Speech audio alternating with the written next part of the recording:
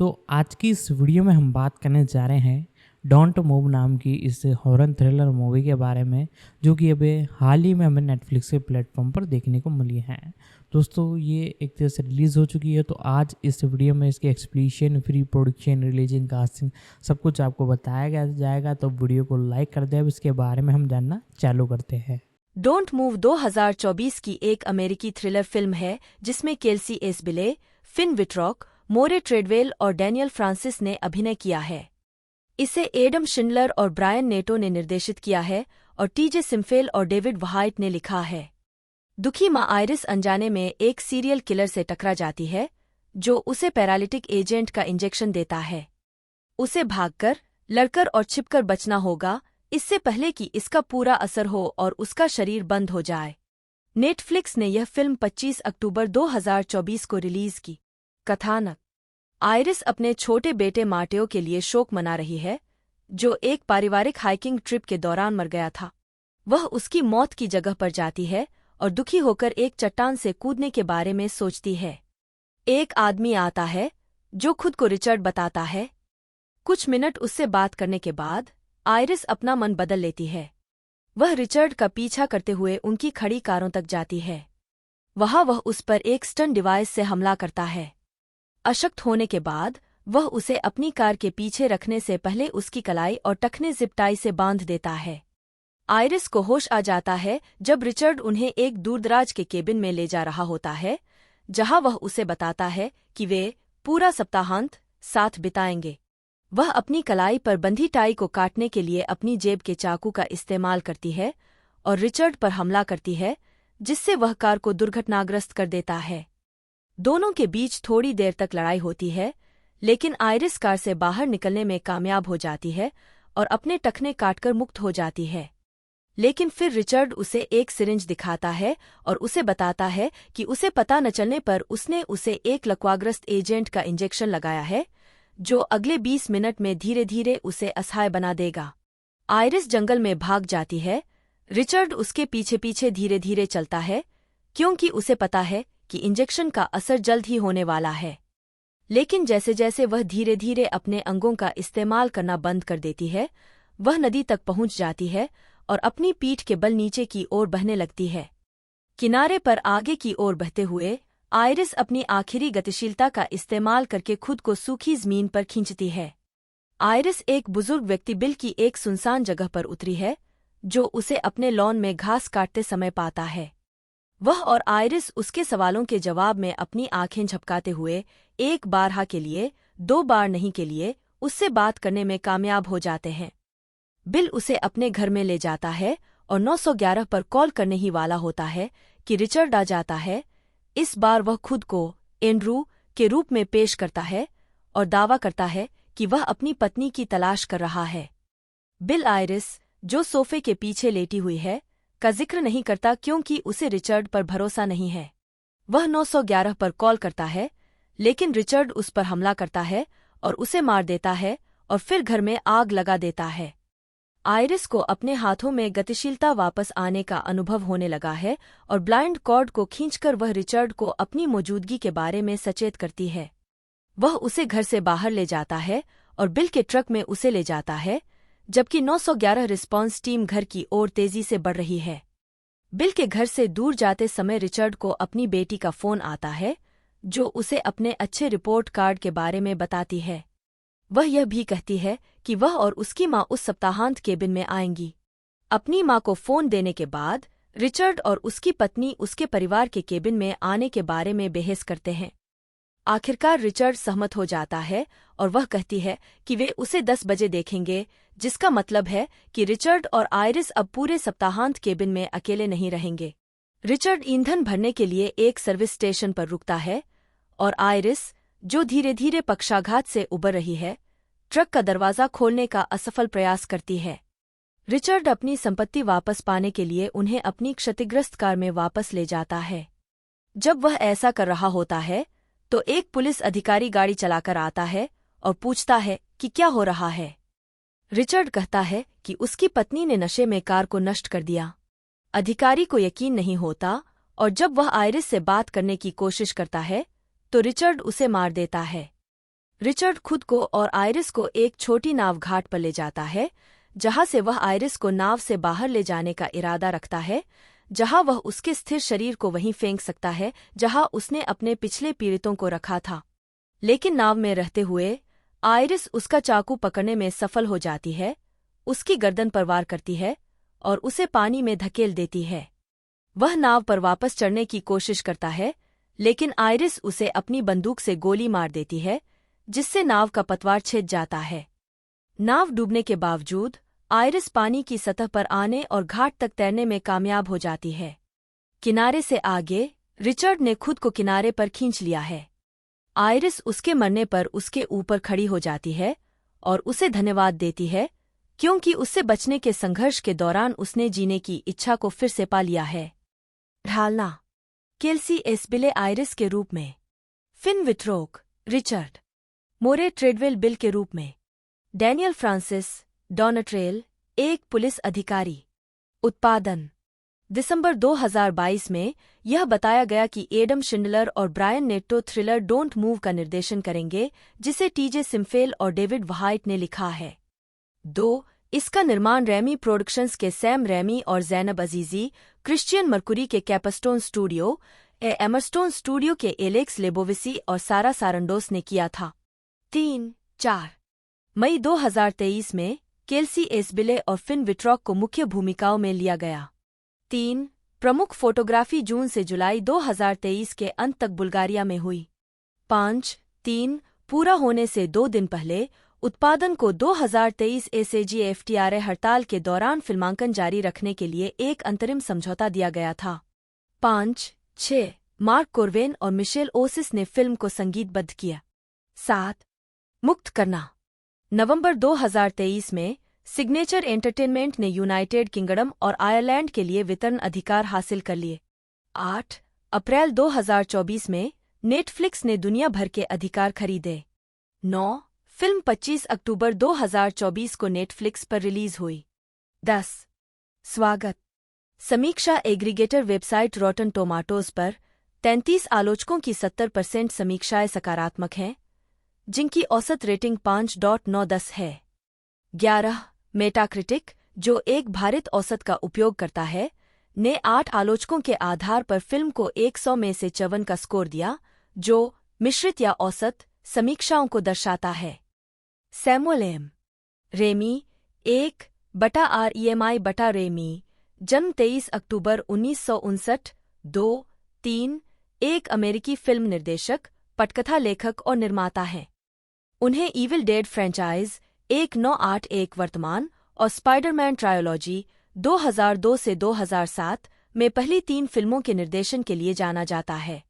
उन्होंने superhero movie Darkman 1990, revisionist western the quick and the dead 1995, neo noir crime thriller a simple plan 1998, supernatural thriller the gift 2000, supernatural horror drag me to hell 2009, Disney fantasy Oz the great and powerful 2013 और Marvel studios की film doctor strange in the multiverse of madness 2022 का निर्देशन भी किया है।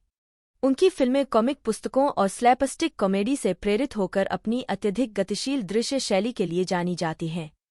4-5 उन्होंने 1979 में production company Renaissance pictures और 2002 में घोस्ट हाउस पिक्चर्स की स्थापना की।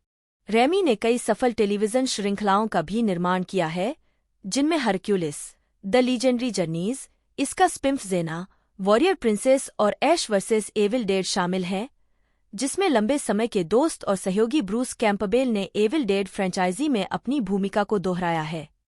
प्रारंभिक जीवन: रेमी का जन्म रॉयल ओक, मिशिगन में हुआ था।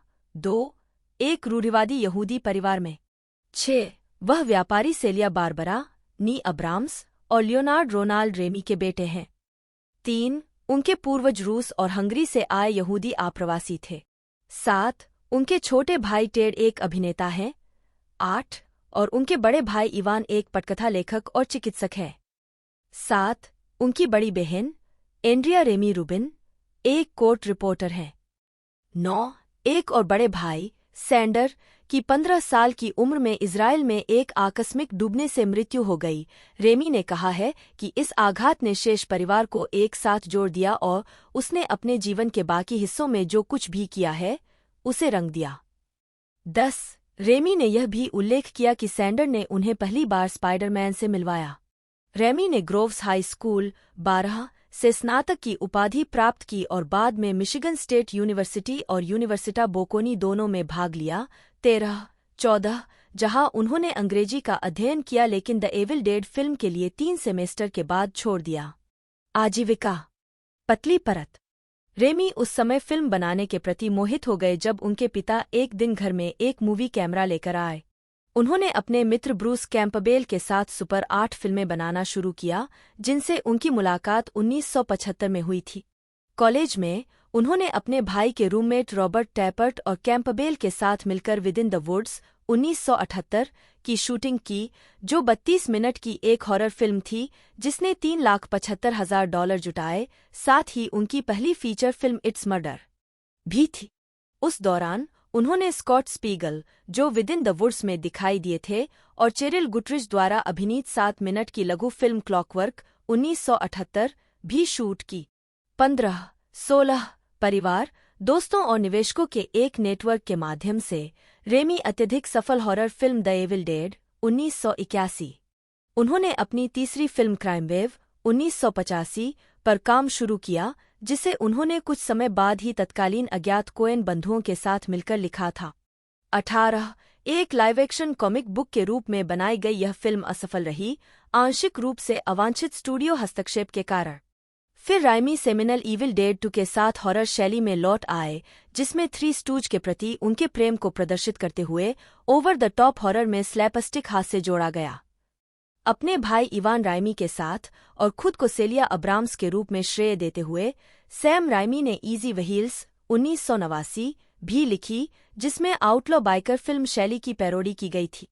एक लंबे समय से कॉमिक बुक के शौकीन, उन्होंने फिर द शैडो को एक फिल्म में बदलने का प्रयास किया। इसके जरिए वे एविल डेड 3 के लिए धन जुटाने में सफल रहे, जिसका नाम बदलकर आर्मी ऑफ डार्कनेस कर दिया गया और इसे हॉरर से हटाकर काल्पनिक और कॉमेडी तत्वों की ओर मोड़ दिया गया। एविल डेड ट्रायोलॉजी की अंतिम फिल्म आर्मी ऑफ डार्कनेस ने व्यावसायिक रूप से कम प्रदर्शन किया, फिर भी वीडियो पर यह एक कल्ट क्लासिक बन गई। 1990 के दशक में रेमी अन्य शैलियों में चले गए और उन्होंने western the quick and the dead, Charon stone और जीन हैकमैन अभिनीत, समीक्षकों द्वारा प्रशंसित अपराध thriller a simple plan 1998, bill Paxton और बिली बॉब थॉर्नटन अभिनीत, और romantic drama for love of the game 1999, Kevin Costner अभिनीत, जैसी फिल्मों का निर्देशन किया। 2007 में रेमी ने ब्लॉकबस्टर स्पाइडरमैन 2002 के साथ बड़ी आलोचनात्मक और व्यावसायिक सफलता हासिल की, जिसे इसी नाम की कॉमिक बुक श्रृंखला से रूपांतरित किया गया था। इस फिल्म ने दुनिया भर में $800 मिलियन से अधिक की कमाई की, जिसके 2 सीक्वल बने, स्पाइडरमैन 2 और स्पाइडरमैन 3। दोनों का निर्देशन रेमी ने किया और प्रत्येक ने लगभग $800 मिलियन की कमाई की। तीसरी स्पाइडरमैन फिल्म के पूरा होने के बाद उन्होंने 2 और सीक्वल बनाने की योजना बनाई। हालांकि सोनी पिक्चर्स ने 3 सीक्वल बनाने की योजना बनाई थी, लेकिन उन्हें संतोषजनक स्क्रिप्ट नहीं मिल पाई। 2022 में स्पाइडरमैन 3 पर विचार करते हुए रेमी ने रोलिंग स्टोन को बताया, यह मेरे लिए बहुत दर्दनाक अनुभव था। मैं खुद को इसके लिए प्रायश्चित करने के लिए स्पाइडरमैन मूवी बनाना चाहता था। निरस्त स्पाइडरमैन 4, यह वास्तव में यही था। एक उच्च नोट पर जाना चाहता था। मैं बस एक और ऐसा नहीं बनाना चाहता था जो बहुत काम कर जाए। मेरे दिमाग में वास्तव में उच्च मानक थे और मुझे नहीं लगता था कि मैं उस स्क्रिप्ट को उस स्तर तक ले जा सकता हूं जिसकी मुझे उस आरंभ तिथि तक उम्मीद थी। 11 उन्हें मार्क वेब के साथ, दोनों को मार्वल स्टूडियोज के स्पाइडरमैन नो वे होम के लिए रचनात्मक सलाहकार के रूप में लाया गया था, जिसका निर्देशन जॉन वॉट्स ने किया था। 20 रेमी अक्सर जोएल और एथन कोएन के साथ सहयोग करते हैं, जिसकी शुरुआत तब हुई जब जोएल इविल डेड के संपादकों में से एक थे। 21 कोएन्स ने 1980 के दशक के मध्य में रेमी के साथ क्राइम वेव और द हडस्कर प्रॉक्सी का सहलेखन किया, हालांकि हडस्कर का निर्माण लगभग 1 दशक तक नहीं हुआ था। रेमी ने मिलर क्रॉसिंग, द हडस्कर प्रॉक्सी और जोएल कोएन के साथ स्पाइज लाइक अस में कैमियो भूमिकाएं निभाईं। कोएन भाइयों ने रेमी को फार्गो के साथ अपने अनुभवों के आधार पर इस सिंपल प्लान के लिए बर्फ में शूटिंग करने की सलाह दी। 22 उन्होंने द स्टैंड में एक मूर्ख हिटमैन की भूमिका निभाई, जॉन कारपेंटर के बॉडी बैग्स में एक हत्यारे गैस स्टेशन अटेंडेंट की भूमिका निभाई और इंडियन समर में एलन आर्किन के एक अनाड़ी सहायक की भूमिका निभाई, जो शायद उनकी सबसे बड़ी भूमिका है। यह फिल्म उनके बचपन के दोस्त, लेखक निर्देशक माइक बाइंडर द्वारा लिखी गई थी और उस शिविर में शूट की गई थी जहां वे दोनों बचपन में जाते थे। रेमी ने मूल जापानी फिल्मों पर आधारित संपूर्ण अंग्रेजी भाषा द ग्रज फ्रेंचाइज का भी निर्माण किया। एंटरटेनमेंट वीकली के अनुसार रेमी ने द हॉबिट के फिल्म संस्करण को निर्देशित करने में रुचि व्यक्त की थी, जो लॉर्ड ऑफ द रिंग्स त्रयी का प्रीक्वल है। 2008 में गिलर्मो डेल टोरो को निर्देशक के रूप में चुना गया था, जबकि पीटर जैक्सन कार्यकारी निर्माता थे। रेमी पैरामाउंट पिक्चर्स के लिए टॉम क्लैंसी द्वारा बनाए गए जैक रयान CIA चरित्र पर आधारित अगली film by any means necessary का निर्देशन कर सकते हैं। डिज्नी ने उन्हें लोकप्रिय कॉमिक पर आधारित विच द मूवी का निर्देशन करने के लिए भी संपर्क किया। ब्लिज़र्ड एंटरटेनमेंट ने 22 जुलाई 2009 को घोषणा की कि रेमी वॉरक्राफ्ट वीडियो गेम श्रृंखला के फिल्म रूपांतरण का निर्देशन करेंगे। 24 लेकिन कॉमिक-कॉन इंटरनेशनल 2012 में यह पता चला कि वह निर्देशक नहीं होंगे। 25 2008 सैन डिएगो कॉमिक-कॉन में drag me to hell film चर्चा पैनल में रेमी सबसे बाईं ओर। 23 सितंबर 2009 को वह ब्रिटिश अलौकिक थ्रिलर रिफ्यूज के निर्माता बन गए, जिसका निर्देशन कोरिन हार्डी ने किया है और मैंडेट पिक्चर्स द्वारा प्रकाशित किया गया है। 26 वह डेनिश थ्रिलर द सब्स्टिट्यूट के रीमेक का निर्माण करेंगे, जिसका निर्देशन स्कॉट डेरिक्सन अपने नए लेबल स्पूकी पिक्चर्स के तहत करेंगे। 27 रेमी ने अपनी कंपनी घोस्ट हाउस पिक्चर्स के साथ British thriller flick burst 3D का निर्माण किया, जिसका निर्देशन नील मार्शल ने किया। 28 रेमी ने ओज द ग्रेट एंड पावरफुल का निर्देशन किया, जिसे 8 मार्च 2013 को वॉल्ट डिज्नी पिक्चर्स द्वारा रिलीज किया गया और दुनिया भर में $493 मिलियन की कमाई की। 29-30 उन्होंने कहा कि वह नियोजित सीक्वल का निर्देशन नहीं करेंगे। 31-32 11 दिसंबर 2006 को वेबसाइट सुपरहीरो हाइप ने बताया कि निर्देशक सैम रेमी और माइकल उसलान कोलंबिया पिक्चर्स के लिए द शैडो के एक नए फिल्म संस्करण का सहनिर्माण करेंगे। 16 अक्टूबर 2007 को रेमी ने कहा कि इस समय मेरे पास द शैडो के बारे में कोई खबर नहीं है, सिवाय इसके कि जोश डोनन, मेरे निर्माता भागीदार, के साथ मेरी जो कंपनी है, उसे द शैडो के अधिकार मिल गए हैं। मुझे यह किरदार बहुत पसंद है और हम एक ऐसी कहानी पर काम करने की कोशिश कर रहे हैं जो किरदार के साथ न्याय कर सके। 34-35 ब्रूस कैंपबेल और रॉब टैपर्ट के साथ मिलकर रेमी ने रेमी की द एविल डेड की रीमेक बनाई।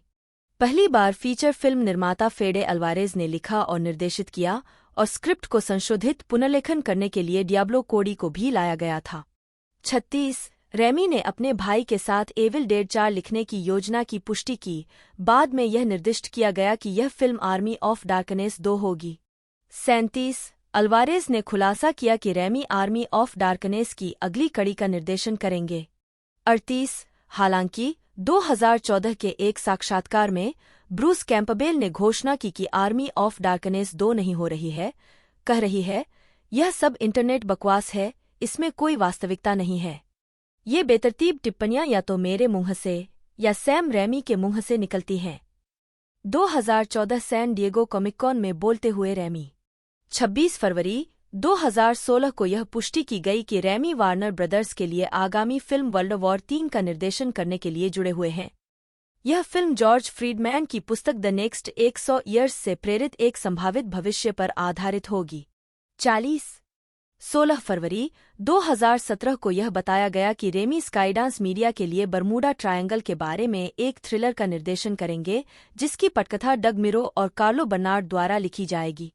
29 जनवरी 2018 तक रेमी पैट्रिक रोथफस की Kingkiller chronicle series the name of the wind के मूवी रूपांतरण में पहली बार निर्देशन करने के लिए तैयार थे, जिसमें रोथफस और लिन-मैनुअल मिरांडा कार्यकारी निर्माता के रूप में काम कर रहे थे।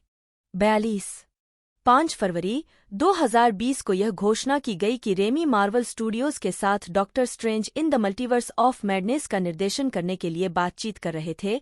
43 और रेमी ने अप्रैल 2020 में अपनी भागीदारी की पुष्टि की।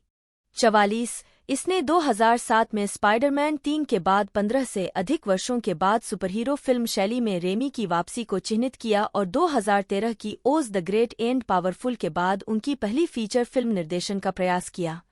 45 टेलीविज़न फिल्म के अलावा रेमी ने टेलीविज़न में भी काम किया है, जिसमें उन्होंने हरक्यूलिस, द लीजेंडरी जनीज और इसके स्पिंफ जेना, वॉरियर प्रिंसेस जैसी सीरीज का निर्माण किया है। दोनों में उनके छोटे भाई टेड रेमी और लंबे समय के दोस्त Bruce Campbell, American Gothic, Cleopatra 2525, mantis 13, fear Israel, young Hercules और जैक ऑफ ऑल ट्रेड्स शामिल हैं। 2008 में रेमी ने टेरी गुरकाइंड की सबसे अधिक बिकने वाली द स्वॉर्ड ऑफ ट्रूथ फंतासी श्रृंखला पर आधारित लीजेंड ऑफ द सीकर नामक एक सिंडिकेटेड टीवी श्रृंखला का निर्माण किया। उन्होंने स्टारस की मूल टेलीविजन श्रृंखला Spartacus, blood and sand, Spartacus, gods of the arena, 46, Spartacus, vengeance और स्पार्टाकस। व्यक्तिगत जीवन 1993 से रेमी की शादी कनाडाई अभिनेता लोर्ने ग्रीन की बेटी गिलियन ग्रीन से हुई है। उनके 5 बच्चे हैं। उनकी 3 सबसे बड़ी बेटी एम्मा रोज और बेटे लोर्ने और Henry drag me to hell में एक्स्ट्रा कलाकार के रूप में और स्पाइडरमैन 3 में अंतिम लड़ाई के दौरान दिखाई दिए।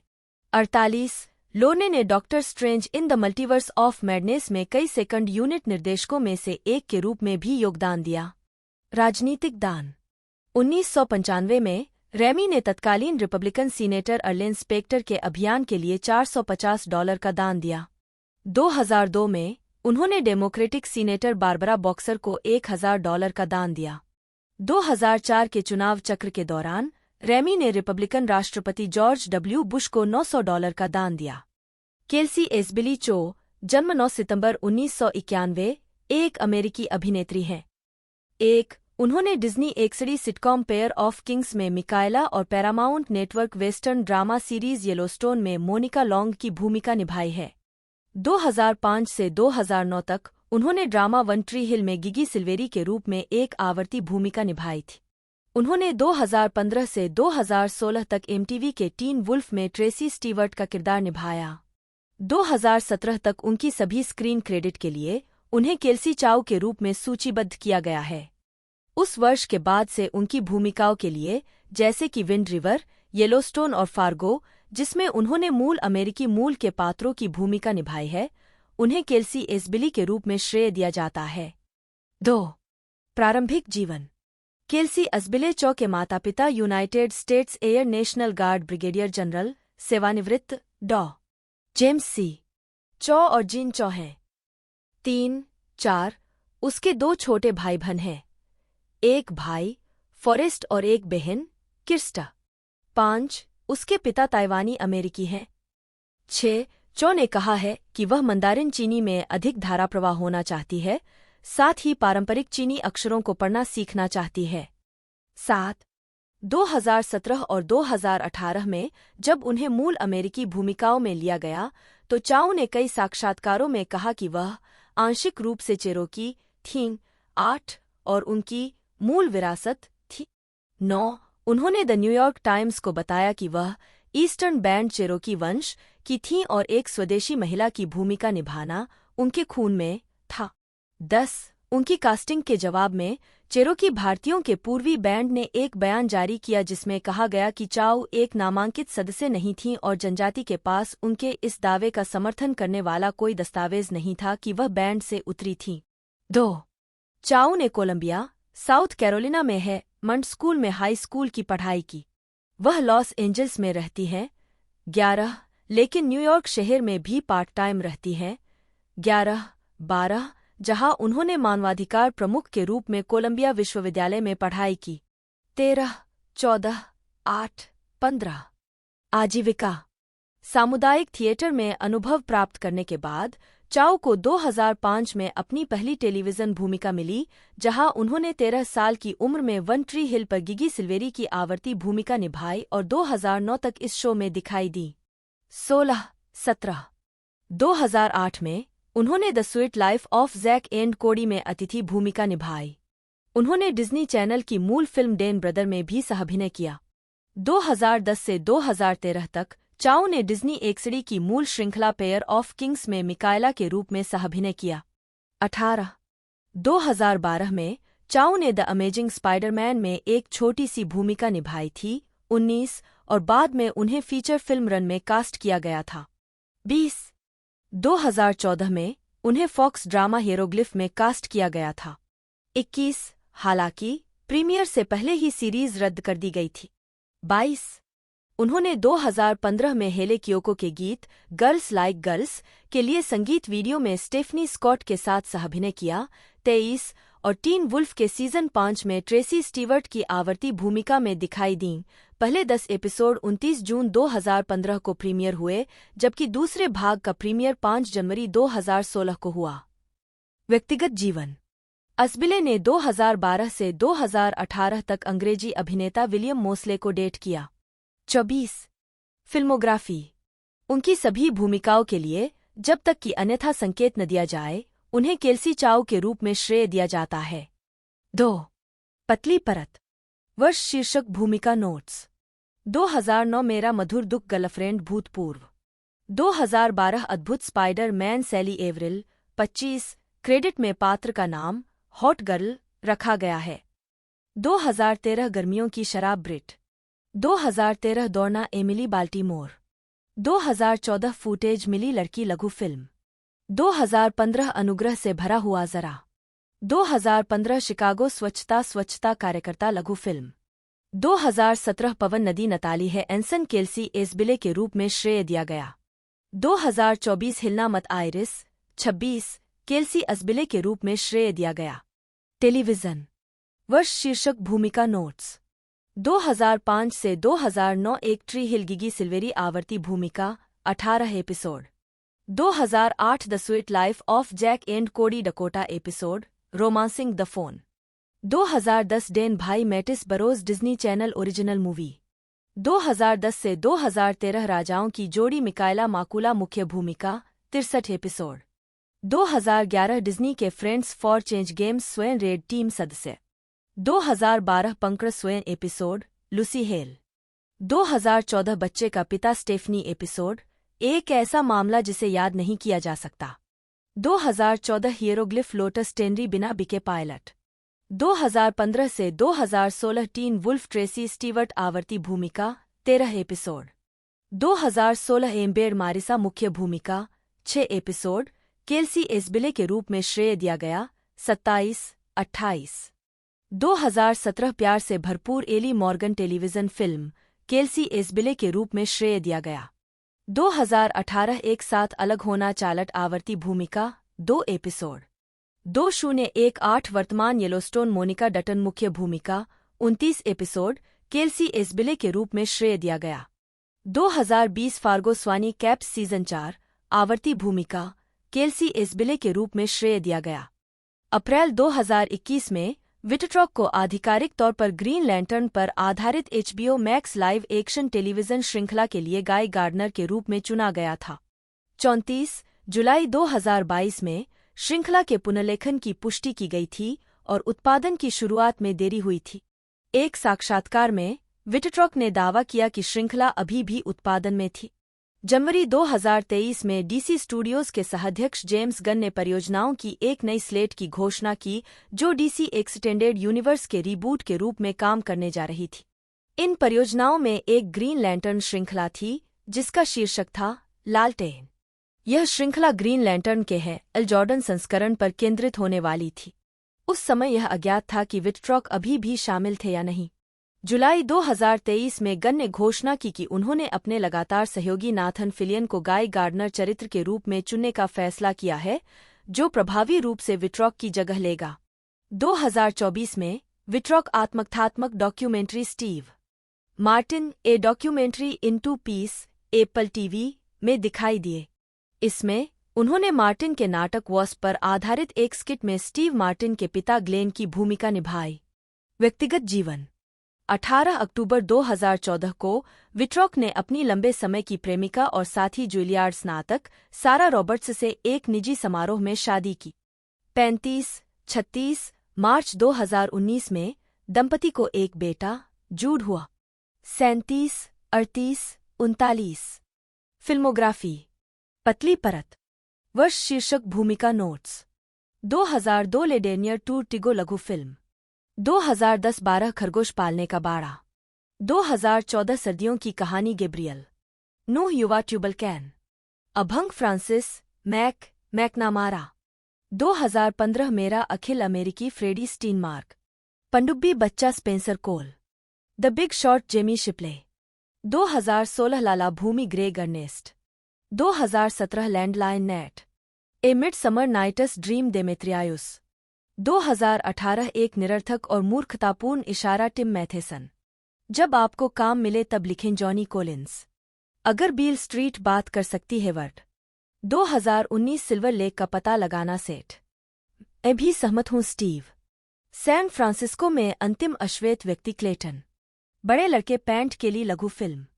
जमीमा Mickey Dean Semper Fi Jagger 2021 लंबा सप्ताहांत बार्ट एक मुँह भर हवा एथन डेविस 2022 गहरा पानी टोनी कैमरून सबसे भाग्यशाली लड़की जीवित ल्यूक हैरिसन 2023 डाउनटाउन उल्लू कोच लैडलॉ मूल अगस्त लैंड मेसर 2024 हिलना मत Richard 40 TBA Louis young Roscoe लघु फिल्म पोस्ट प्रोडक्शन टेलीविजन वर्ष शीर्षक भूमिका नोट्स 2003 ठंडा मामला एरिक व्हिटली 1976 एपिसोड फिर से देखो एयर थॉमस योडर एपिसोड लापता 2004 CSI Miami Chard Van Horn episode murder in a flash Halloweentown high Cody Trainer television film 2009 से 2011 मेरे सभी बच्चे डेमन मिलर 112 एपिसोड 2011 टॉर्चवुड चमत्कार दिवस डैनी एपिसोड रेंडिशन 2012 है एरी का नियम Jimmy Cormack episode new kidney on the block आपराधिक दिमाग Harvey Morel episode true genius 2013 कानून और व्यवस्था विशेष पीड़ित इकाई Cameron Tyler episode wonderland story sex के उस्ताद घाटी 4 एपिसोड 2014 सामान्य हृदय अल्बर्ट टेलीविजन फिल्म 2014 से 2015 American horror story freak show Dandy Mott 12 episode 2015 Deadbeat अधिकतम एपिसोड द पोलारोइड फ्लैशर 2015 से 2016 American horror story hotel Tristan Duffy 6 episode Rudolph Valentino 3 episode 2016 American horror story Roanoke Jether Polk 2 episode 2018 Gianni Versace की हत्या अमेरिकी अपराध कहानी Jeffrey Trail 4 episode 2019 Arturo Castro के साथ Alternatino Eddie episode the dreamer American horror story 1984 Bobby Richter episode final girl 2020 cake व स्वेन episode forbidden love रेच्ड Edmund टोल्सन मुख्य भूमिका 2021 American horror story double feature है एरी गार्डनर 6 एपिसोड 2024 स्टीव मार्टिन 2 भागों में एक वृत्तचित्र ग्लेन मार्टिन एपिसोड 2 अब पीटर एल विट्रॉक जूनियर 1 जन्म 28 अक्टूबर 1984 जिन्हें पेशेवर रूप से फिन विट्रॉक के नाम से जाना जाता है एक अमेरिकी अभिनेता हैं जिन्होंने कई टेलीविजन शो में अतिथि भूमिका से अपना करियर शुरू किया था 2010 की फिल्म 12 से फिल्मों में लौटने से पहले उन्होंने 2004 में है एलोविनटाउन हाई में अपने फिल्मी करियर की शुरुआत की थी जुलियार्ड स्कूल में थिएटर की पढ़ाई करने के बाद वह 2009 से 2011 तक soap opera all my children में नियमित रूप से शामिल रहे जबकि उन्होंने कई नाट्य प्रस्तुतियों में प्रदर्शन किया 2011 में उन्होंने नाटककार टोनी कुशनर के ऑफ ब्रॉडवे नाटक द इल्यूजन में अभिनय किया और 2012 में माइक निकोल्स द्वारा निर्देशित आर्थर मिलर के नाटक डेथ ऑफ ए सेल्समैन के पुनरुद्धार में है एप्पी लोमन के रूप में अपना ब्रॉडवे डेब्यू किया 2014 में उन्होंने द नॉर्मल हार्ट नोआ और अनब्रोकन फिल्मों में अपनी भूमिकाओं के लिए पहचान हासिल की और a fake series American horror story freak show में डैंडी मॉट की भूमिका के लिए प्राइम टाइम एमी अवार्ड के लिए नामांकन प्राप्त किया 2015 में उन्होंने अमेरिकन हॉरर स्टोरी होटल में मॉडल ट्रिस्टन डफी और अभिनेता रूडोल्फ वैलेंटिनो को चित्रित किया और dramedy film the big short के कलाकारों की टुकड़ी में अभिनय किया। 2016 में विटट्रॉक ने अमेरिकन हॉरर स्टोरी रोआनोक में जेदर पोल्क के रूप में अतिथि भूमिका निभाई और डेमियन चेज़ेल की ला ला लैंड में ग्रेग की भूमिका निभाई। रयान मर्फी के साथ अपने 7वें सहयोग में विट्रॉक ने नेटफ्लिक्स सीरीज रैच्ड 2020 में हत्यारे एडमंड टॉल्सन की भूमिका निभाई। प्रारंभिक जीवन। विट्रॉक का जन्म मैसाचुसेट्स के लेनॉक्स में हुआ था, जो दक्षिणी कैलिफोर्निया विश्वविद्यालय में व्यावसायिक चिकित्सा की प्रोफेसर केट क्लेयर क्रॉले और अभिनेता पीटर एल विट्रॉक के बेटे हैं। उनका एक छोटा भाई डायलन है। एक बच्चे के रूप में वह शेक्सपियर एंड कंपनी थिएटर में बड़े हुए, जहां उनके पिता काम करते थे और अक्सर पेजबॉय या मैसेंजर के रूप में काम करते थे।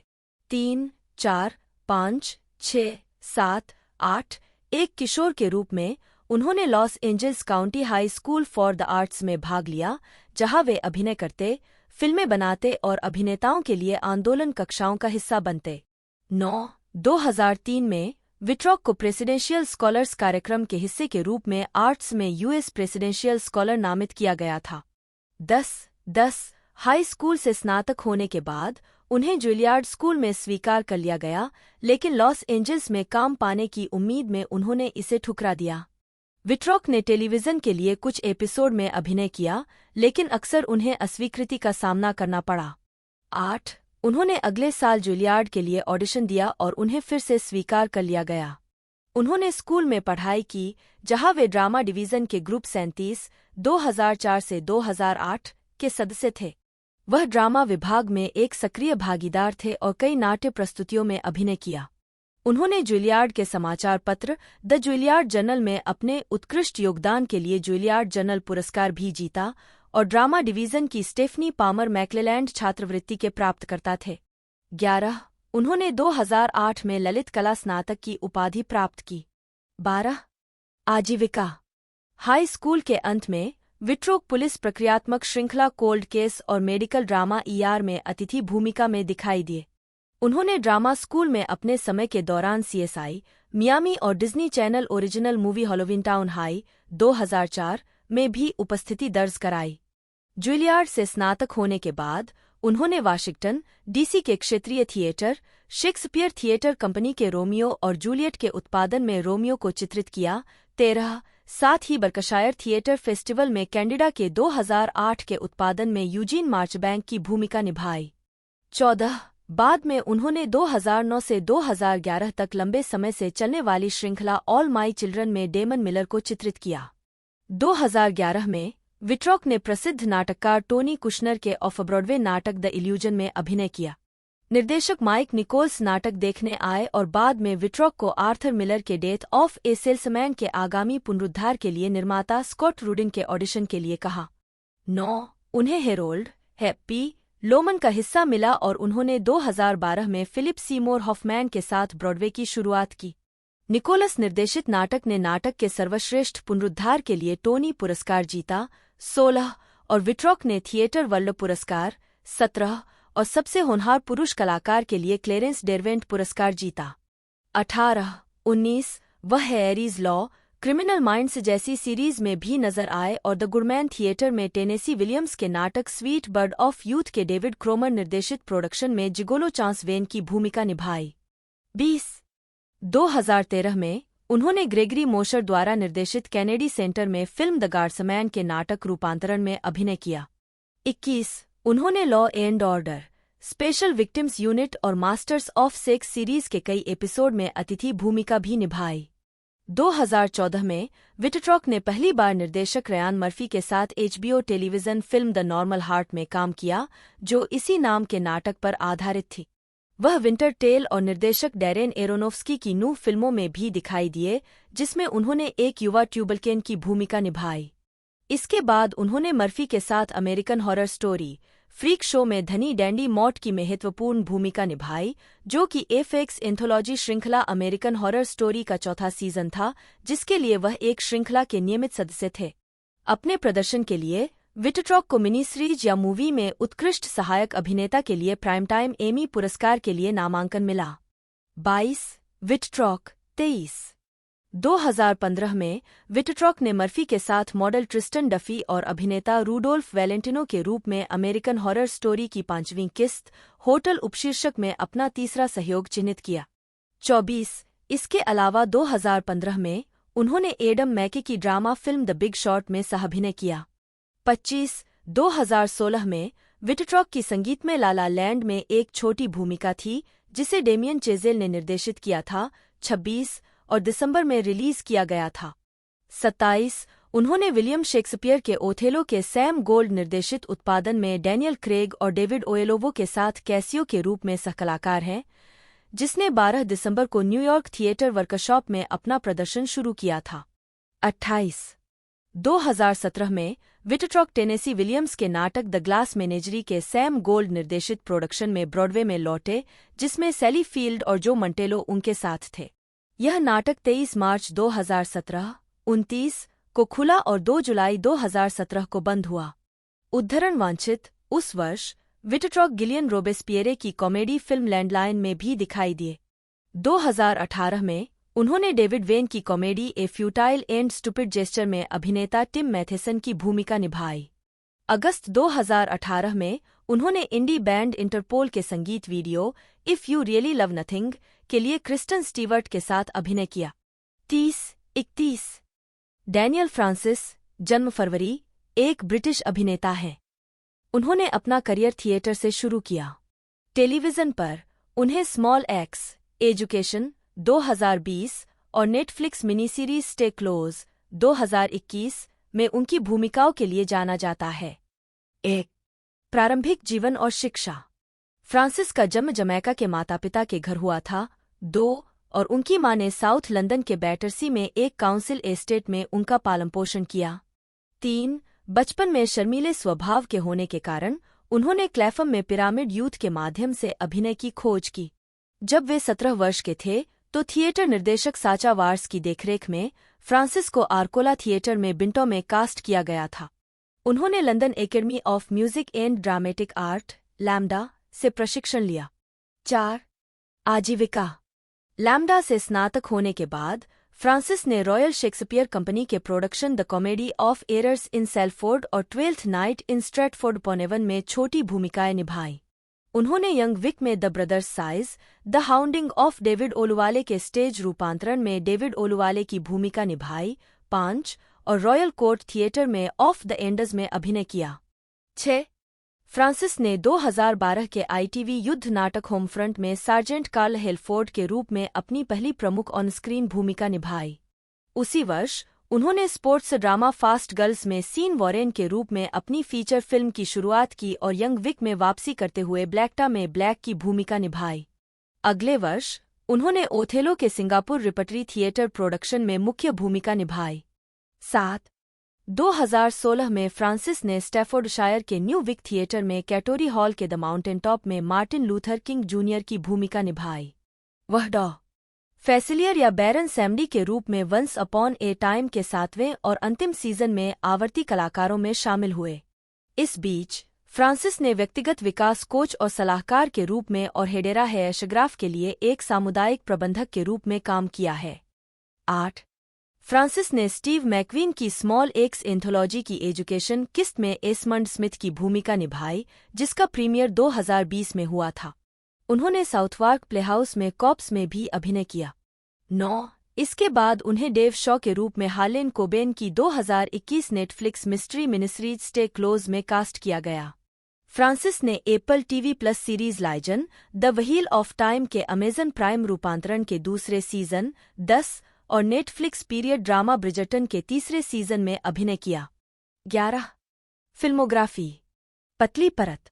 वर्ष शीर्षक भूमिका नोट्स। 2011 शॉर्ट लघु film. 2012 fast girls Sean Warren. 2016 अंदर और बाहर जोश लघु फिल्म। 2017 क्लेम कम चोंच लघु फिल्म। 2024 हिलना मत डोनट्रेल फिल्म। 12 टेलीविजन। वर्ष शीर्षक भूमिका नोट्स। 2003 ईस्टेंडर्स पीट एक एपिसोड। अपराध बोध का मार्ग Nathaniel docu series episode 2 catch the carjackers. 2010 कानून और व्यवस्था यूके। लुइस फ्रांसिस एपिसोड टूटा हुआ। 2012 शाश्वत कानून कैप्टन कैपल एक एपिसोड। घर का मैदान सार्जेंट कार्ल हेलफोर्ड लघु श्रृंखला। 2013 Holby City Joy Ryan episode Arthur का थीम। 2017 से 2018 एक समय की बात है डॉ फैसिलियर बटा बैरन सैमडी 8 एपिसोड।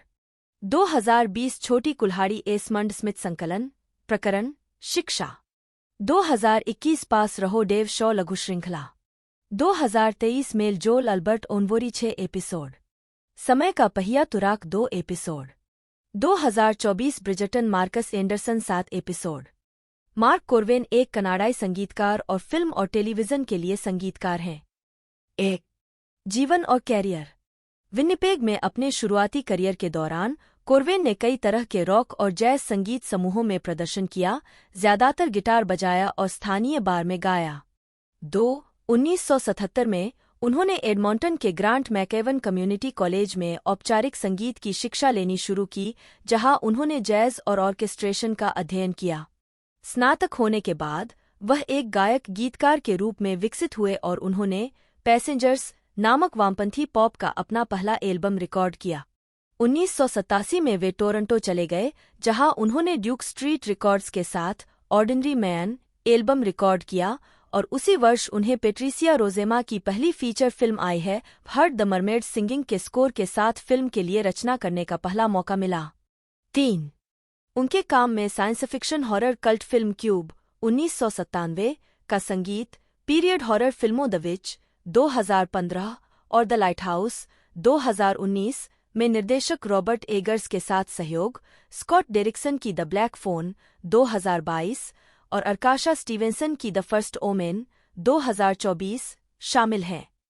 कोर्वेन कई विदेशी वाद्ययंत्र बजाते हैं, जिनमें सारंगी, निकेल हरपा, डुडुक, एरहू और वाटरफोन शामिल हैं।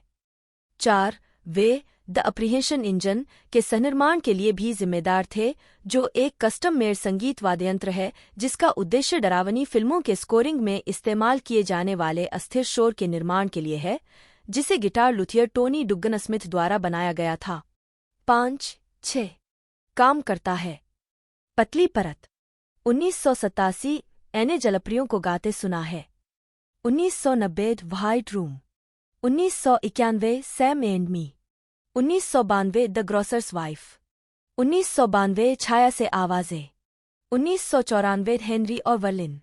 1994 द मिशेल अपार्टमेंट्स। 1995 कर्टिस का आकर्षण। 1996 लिड्डी टीवी। 1996 जो की शादी। 1996 विशाल खदान। 1997 cube. 1999 win again TV. 1999 the Sheldon Kennedy story TV. 2000 falling through. 2000 saint Jude. 2001 tag the Jonathan Wamback story TV. 2014 क्रूर और असामान्य। 2015 द विच। 2017 राशि चक्र को जागृत करना। 2018 हमारा घर। 2019 द लाइटहाउस। 2021 कोई भी जीवित नहीं बचता। 2021 resident evil welcome to Raccoon City. 2022 the black phone. 2024 रात्रि तैराकी। 2024 पहला शगुन। 2024 हिलना मत। Television 1988 the twilight zone. 1991 grand larceny. 1993 से 1994 destiny ridge. 1997 Michael Greyeyes. 1997 नया हिमयुग। 1997 से 1999 बीजों का बिखराव। 1999 से 2003 द नेचर ऑफ थिंग्स। सिर्फ प्यार काफी नहीं है। 2002 नए साल के संकल्प। 2002 शुक्रवार 13वां डोवर में शैतान। 2003 the x factor. 2003 talk Mogadishu media under fire. 2003 Hollywood wives the new generation. 2004 जीत। 2005 अंधकारमय वर्ष। 2007 अमेरिका एक चौराहे पर। 2008 से 2010 द बॉर्डर। 2019 आतंक बदनामी। 2020 से 2021 देम कॉवनेंट। 2020 से 2021 चैपल वाइट। 2022 the peripheral. वृत्तचित्र 1990 प्रत्यारोपण जीवन की सांस 1990 दो दुनियाओं के बीच 1994 law and order 1994 the lucky ones allied airmen in Buchenwald 1996 power 1997 एक पागल कुत्ते का इकबालिया बयान 1998 वह आदमी जो हो सकता था हर्बर्ट नॉर्मन के जीवन और मृत्यु की जांच 2001 a moment in time the united colours of Bronstein 2003 Arctic dreamer 2004 shake hands with the devil the journey of Romeo Dallaire 7 2005 Hawktown policing की राजनीति 2005 the ungrateful dead in search of international justice 2006 वह आदमी जो सो नहीं सका 2007 triage डॉ James ऑर्बिन्स्की की मानवीय दुविधा 2005 नुग्लियाक 2007 a promise to the dead the exile journey of Ariel Dorfman 2007 turning pages Margaret Atwood का जीवन और साहित्य 2008 टाइगर स्पिरिट 2009 प्रायोगिक Eskimo 2009 pushing the line art without reservation 2011 अंतरिक्ष से पृथ्वी 2013 सैनिकों की तरह लड़ो बच्चों की तरह मरो 2016 सभी सरकारें झूठ बोलती हैं सत्य धोखा और IF स्टोन की भावना में ऐंठन के रूप में प्रकट होता है। अधिकांश इलेक्ट्रोशॉक हथियारों के आंतरिक सर्किट काफी सरल होते हैं जो एक ऑसिलेटर अनुनाद सर्किट एक पावर इन्वर्टर और स्टेप अप ट्रांसफार्मर या एक डायोड कैपेसिटर वोल्टेज गुणक पर आधारित होते हैं ताकि एक वैकल्पिक उच्च वोल्टेज डिस्चार्ज या निरंतर प्रत्यक्ष वर्तमान डिस्चार्ज प्राप्त किया जा सके। निर्माता और मॉडल के आधार पर इसे एक या अधिक बैटरी द्वारा संचालित किया जा सकता है। उत्पन्न करंट की मात्रा इस बात पर निर्भर करती है कि कौन सी अचेत करने की क्षमताएं वांछित हैं, लेकिन उचित करंट गणना के बिना उच्च वोल्टेज का कारण और प्रभाव मौन हो जाता है। आउटपुट वोल्टेज 120 से 6 kV की सीमा में होने का दावा किया जाता है। करंट तीव्रता आउटपुट 100 से 500 मा की सीमा में होने का दावा किया जाता है। व्यक्तिगत आवेग अवधि 10 से 100 s माइक्रोसेकंड की सीमा में होने का दावा वितरित ऊर्जा 0.9 से 10 जूल की सीमा में होने का दावा किया जाता है। 13-14 लक्ष्य के संपर्क पर आउटपुट करंट विभिन्न कारकों पर निर्भर करेगा जैसे लक्ष्य का प्रतिरोध, त्वचा का प्रकार, नमी, शारीरिक लवणता, कपड़े, इलेक्ट्रोशॉक हथियार की आंतरिक सर्किटरी, डिस्चार्ज तरंग और बैटरी की स्थिति। 15-16 AM26 टेसर मॉडल 18 एम्पियर का पीक करंट उत्पन्न करते हैं जो लगभग 10 माइक्रोसेकंड तक रहता है। 17 उत्पादों के साथ भेजे गए निर्माताओं के निर्देश और मैनुअल में कहा गया है कि आधे सेकंड की अवधि का झटका तीव्र दर्द और मांसपेशियों में संकुचन पैदा करेगा जिससे अधिकांश लोग बहुत चौंक जाएंगे। 2 से 3 सेकंड के झटके से अक्सर प्राप्तकर्ता चकित हो जाएगा और जमीन पर गिर जाएगा और 3 सेकंड से अधिक समय तक आमतौर पर पूरी तरह से भ्रमित हो जाएगा और प्राप्तकर्ता कम से कम कई सेकंड के लिए गिर जाएगा। टेसर इंटरनेशनल कानून प्रवर्तन एजेंसियों को चेतावनी देता है कि टेजर डिवाइस के विद्युत आवेश के लंबे समय तक या निरंतर संपर्क से संचयी थकावट और सांस लेने में कमी जैसे चिकित्सा जोखिम हो सकते हैं। 18 क्योंकि पुराने मॉडल के टेजर डिवाइस में कोई स्वचालित स्टॉप नहीं था, इसलिए कई अधिकारियों ने इसे बार बार या लंबे समय तक इस्तेमाल किया है, जिससे संभावित रूप से संदिग्धों के घायल होने या मौत होने की संभावना है। 19-20 वर्तमान X26 मॉडल ट्रिगर दबाने के 5 सेकंड बाद स्वचालित रूप से बंद हो जाता है और फिर एक और झटका भेजने के लिए ट्रिगर को फिर से दबाना पड़ता है। ट्रिगर को लंबे समय तक लगातार दबाए रखा जा सकता है या पूरे 5 सेकंड बीतने से पहले डिवाइस को बंद किया जा सकता है। डिवाइस में कई पुलिस अधिकारियों द्वारा कई झटके देने के खिलाफ कोई सुरक्षा नहीं है, जो कुल मिलाकर अनुशंसित अधिकतम स्तरों को पार कर जाता है। 21 काउंटर मेजर्स इसमें एक ऐसा कपड़ा है जो पहनने वाले को टेजर उपकरणों या अन्य इलेक्ट्रोशॉक हथियारों से बचाने का दावा करता है। अधिक जानकारी थोर शील्ड व्यावसायिक रूप से उपलब्ध किस्में compact stun gun lipstick tube के आकार और माप वाला एक छुपाया जा सकने वाला हथियार। नोकिया N73 की नकल करने वाला मोबाइल फोन शैली का stun gun. Compact stun gun compact है एंडहेल्ड स्टन गन लगभग टीवी रिमोट या कैलकुलेटर के आकार के होते हैं और इस्तेमाल किए जाने पर उन्हें विषय को छूना चाहिए। 1983 में मूल एकसार 5000 डिज़ाइन में इलेक्ट्रोड को एक दूसरे से दूर फैलाया गया था ताकि इलेक्ट्रोड के बीच शोर करने वाला इलेक्ट्रिक आर्क अधिक दृश्यमान चेतावनी के रूप में दिखाई दे। कुछ ऐसे उपकरण अन्य वस्तुओं जैसे छाते, मोबाइल फोन या पेन के रूप में प्रच्छन्न रूप में उपलब्ध हैं। बिजली का झटका देने वाले उपकरण। 1950 के दशक का इलेक्ट्रिक मवेशी उत्पादन। बड़े बैटन स्टाइल प्रोड मूल रूप से इलेक्ट्रिक कैटल प्रोड के समान डिजाइन के होते हैं। इसमें एक धातु का सिरा होता है जो एक दूसरे से विद्युत रूप से अछूता दो भागों में विभाजित होता है, या बैटरी और तंत्र वाले शाफ्ट के एक छोर पर लगभग 2.5 सेंटीमीटर 1 इंच की दूरी पर दो पतले प्रक्षेपित धातु इलेक्ट्रोड होते हैं। शाफ्ट के दूसरे छोर पर एक है एंडल और एक स्विच होता है। दोनों इलेक्ट्रोड को विषय को छूना चाहिए। कुछ प्रकारों में बैटन के किनारों को विद्युतीकृत किया जा सकता है ताकि विषय को इलेक्ट्रोड के ऊपर बैटन को पकड़ने से रोका जा सके। कुछ मॉडलों में लंबी फ्लैशलाइटें बनी होती हैं जो अपने जलते हुए सिरे के धातु के घेरे, जो एक दूसरे से पृथक दो भागों में विभाजित होते हैं, के माध्यम से विद्युत झटका देने के लिए डिजाइन की जाती हैं। Stun belt. मुख्य लेख। Stun belt.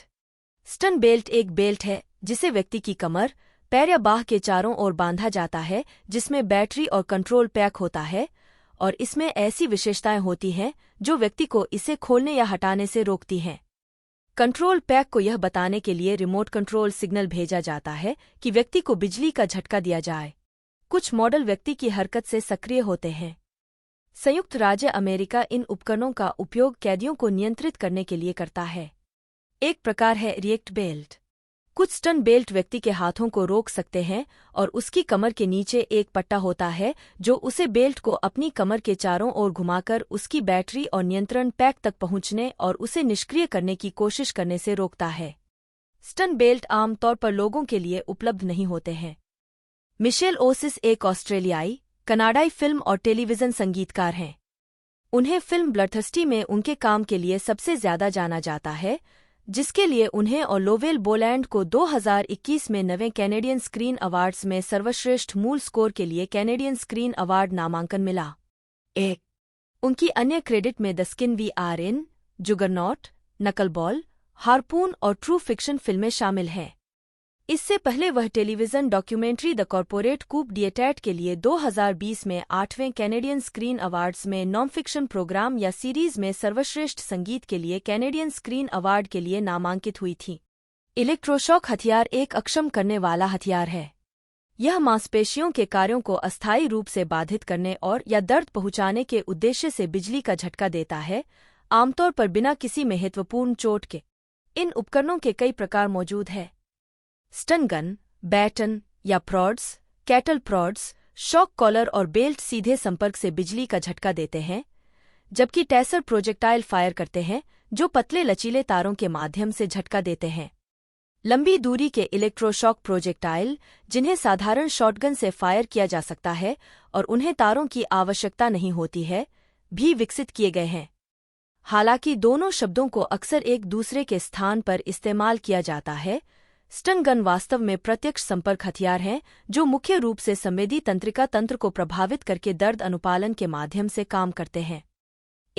यह कुछ मांसपेशियों में व्यवधान भी पैदा कर सकता है, लेकिन इसके लिए आमतौर पर 3 से 5 सेकंड के सीधे संपर्क की आवश्यकता होती है। 2. तुलना में एक टेजर एक लंबी दूरी का हथियार है जो कांटेदार डार्ट फायर करता है और मोटर तंत्रिका तंत्र के माध्यम से स्वैच्छिक मांसपेशी नियंत्रण को बाधित करके लक्ष्य को अक्षम कर देता है। 2-3 हालांकि टेजर के कुछ मॉडल इस अंतर को धुंधला कर देते हैं क्योंकि वे एक ड्राइव स्टन देने में सक्षम हैं, एक दर्द अनुपालन तकनीक जिसमें हथियार को विषय के शरीर के सीधे संपर्क में रखना और जांच को फायर किए बिना एक झटका देना शामिल है। 4. इतिहास।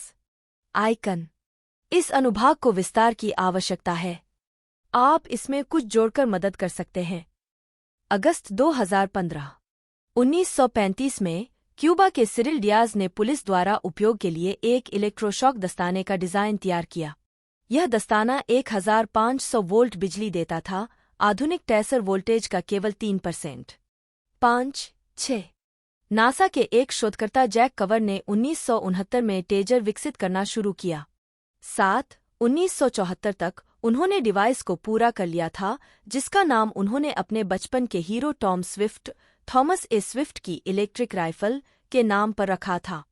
8 टेजर पब्लिक डिफेंडर उत्पाद ने अपने प्रणोदक के रूप में बारूद का उपयोग किया, जिसके कारण अल्कोहल, तंबाकू और आग्नेयास्त्र ब्यूरो ने 1976 में इसे आग्नेयास्त्र के रूप में वर्गीकृत किया।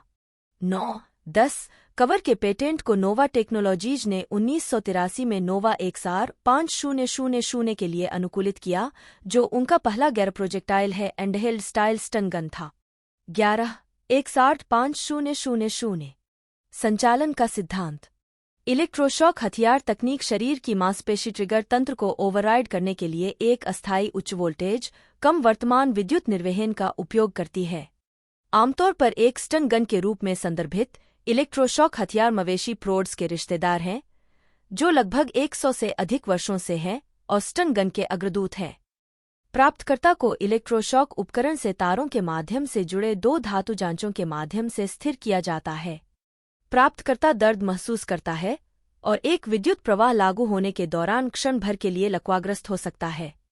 इलेक्ट्रोशॉक स्टन गन और मवेशी प्रोड्स के संचालन के लिए आवश्यक है कि हथियार को अचेत करने के लिए पर्याप्त करंट हो। करंट के बिना ये हथियार अचेत नहीं कर सकते हैं, और जिस हद तक हथियार अचेत करने में सक्षम है वह करंट के उचित उपयोग पर निर्भर करता है। उद्धरण वांछित उच्च वोल्टेज का उपयोग किया जाता है, लेकिन क्योंकि अधिकांश उपकरण कम घातक धारा का उपयोग करते हैं, इसलिए आमतौर पर एक ही झटके से मृत्यु नहीं होती है। उद्धरण वांछित परिणामी झटका मांसपेशियों के अनियंत्रित रूप से हिलने के कारण होता है, जो मांसपेशियों अचेत करने वाली ढालें स्टन शील्ड्स चेहरे में लगे इलेक्ट्रोडों वाली ढालें होती हैं, जिन्हें मूल रूप से पशु नियंत्रण के लिए विपणन किया गया था तथा अब इन्हें दंगा नियंत्रण के लिए अपना लिया गया है। टेसर्स रेसन एक बहुउद्देशीय हाथ से पकड़ा जाने वाला हथियार है जो 2 स्टन प्रोब उच्च वोल्टेज के झटकों के लिए रबर की गोलियां, काली मिर्च और पेंटबॉल फायर करता है। प्रोब के बिना यह एक स्टन गन के रूप में काम करता है। टेजर स्टॉपर C2 कारतूस हटा हुआ एक आत्मरक्षा हथियार। तासा मुख्य लेख। टेजर एक हाथ में पकड़ा जाने वाला हथियार है जो 2 छोटे डार्ट जैसे इलेक्ट्रोड फायर करता है, जो कंडक्टर द्वारा मुख्य इकाई से जुड़े रहते हैं। यह मांसपेशियों के स्वैच्छिक नियंत्रण को बाधित करने के लिए विद्युत प्रवाह प्रदान करता है, जिसके परिणामस्वरूप दर्द और व्यापक न्यूरोमस्कुलर अक्षमता होती है। 22-23 वायरलेस लंबी दूरी का विद्युत झटका हथियार। टेसर इंटरनेशनल ने XREP एक्सटेंडेड रेंज इलेक्ट्रोमस्कुलर प्रोजेक्टाइल नामक एक लंबी दूरी की वायरलेस इलेक्ट्रोशॉक प्रोजेक्टाइल विकसित की है, जिसे किसी भी 12 गेज शॉटगन से दागा जा सकता है। इसमें एक छोटी हाई वोल्टेज बैटरी होती है। इसकी रेंज वर्तमान में 30 मीटर 98 फीट है, लेकिन अमेरिकी रक्षा विभाग, जिसने प्रौद्योगिकी के विकास के लिए धन मुहैया कराया था, ने 2007 में कंपनी से इस प्रकार की 90 मीटर 300 फीट रेंज की प्रोजेक्टाइल की डिलीवरी की उम्मीद की थी। 2010 में नॉर्थम्ब्रिया पुलिस के तलाशी अभियान के दौरान ब्रिटिश पुलिस द्वारा एक XREP प्रोजेक्टाइल का विवादास्पद रूप से इस्तेमाल किया गया था। 25 बाद में यह पता चला कि यूनाइटेड किंगडम में XREP को आधिकारिक तौर पर इस्तेमाल के लिए कभी भी मंजूरी नहीं दी गई थी और हथियार प्रणाली को घटनास्थल पर मौजूद पुलिस को सीधे नागरिक कंपनी द्वारा बिना किसी अनुरोध के प्रदान किया गया था, जो यूके में टेसर इंटरनेशनल के उत्पादों का वितरण करती है।